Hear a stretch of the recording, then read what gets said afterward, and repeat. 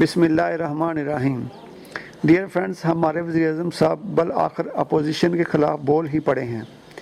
کل انہوں نے گلگت بلتستان کی حکومت کی افتتاحی تقریب سے خطاب کرتے ہوئے کہا ہے کہ لیڈر میں دو خوبیاں ہونی چاہیے، ایک تو وہ صادق ہو یعنی سچا ہو، دوسرا وہ امین ہو یعنی امانت دار ہو۔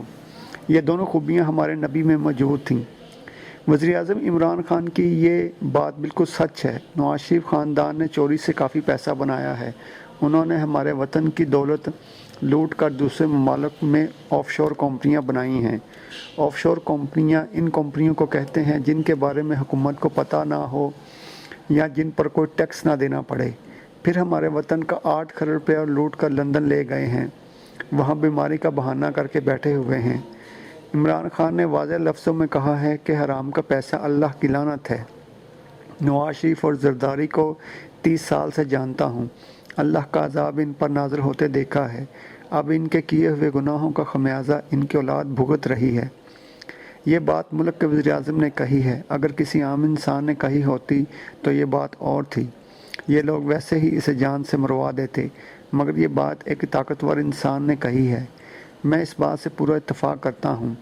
ان لوگوں نے پیسہ خوب بنایا ہے، مگر چوری چکاری سے، ایمانداری سے نہیں بنایا۔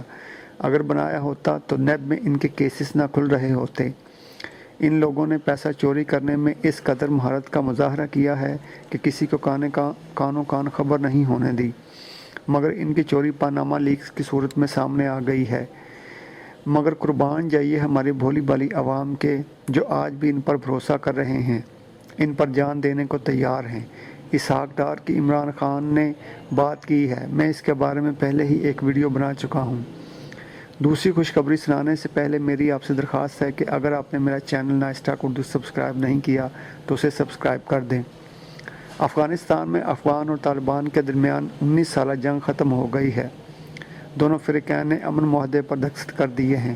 اس معاہدے کو اقوام متحدہ اور امریکہ نے خوشائند قرار دیا ہے۔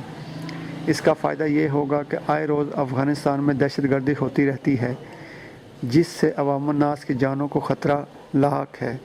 اب آئے روز مساجد اور دوسری عبادت گاہوں میں دھماکے نہیں ہوں گے، لوگ بلا وجہ نہیں مریں گے۔ اس معاہدے کو مکمل کروانے میں امریکہ کے نمائندہ خصوصی خلیل زاد نے اہم کردار ادا کیا ہے۔ فریقین نے 3 صفحات پر مشتمل معاہدے پر اتفاق کیا ہے۔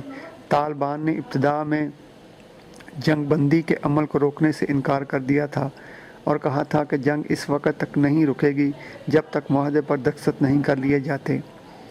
زلمے خلیل زاد نے کہا ہے کہ فریقین مشکل امر پر بھی اتفاق کر سکتے ہیں۔ دوسری طرف دونوں فریقین ایک دوسرے کے خلاف حالت جنگ میں ہیں۔ طالبان کی طرف سے افغان فورسز پر حملے بھی کیے جا رہے ہیں۔ پاکستان نے اس امن معاہدے کو خیر سگالی معاہدے کی نظر سے دیکھا ہے اور کہا ہے کہ اس معاہدے کے بعد افغانستان میں امن قائم ہوگا اور ایک خوشحال افغانستان وجود میں آئے گا۔ اللہ حافظ۔